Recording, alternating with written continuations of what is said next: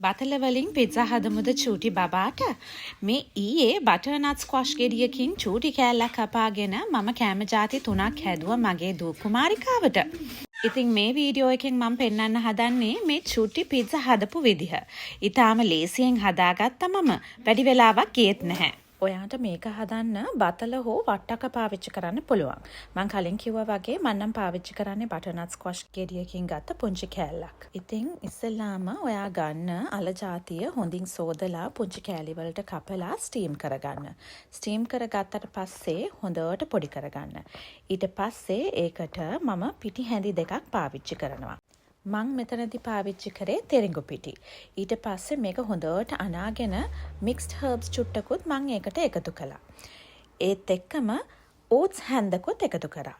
එච්චරයි. ඊට පස්සේ පොඩි පීට්සා ෂේප් එකට හදාගෙන දැන් එයා ෆ්‍රයි කරන්න තමයි යන්නේ. අංශක 180ට එක පැත්තක් විනාඩි 8කුත් අනිත් පැත්ත විනාඩි 4කුත් මම බේක් කරගත්තා. ඊට පස්සේ මේ ගෙදරම හදාගත්ත තක්කාලි සෝස් එකක් ඒකෙන් චුට්ට මේ පිට්සා 4 උඩින්ම මම දාගත්තා. දැන් ඉතින් අන්තිමටම කරන්න යන්නේ චීස් ටික දාගන්න එක. චූටියටම ග්‍රේට් කරගත්ත චෙඩර් චීස් තමයි මං අද පිට්සා එකට එකතු කරගන්නේ. ඊට පස්සේ ආයිත් මම පොඩ්ඩක් එයා ෆ්‍රයි කරගන්නවා විනාඩි 2ක් විතර. ඉතින් එච්චරයි. හරිම රහයි ඒ වගේම හරිම සොෆ්ට්. පුංචි බබාලා ආසාවෙන් කයි.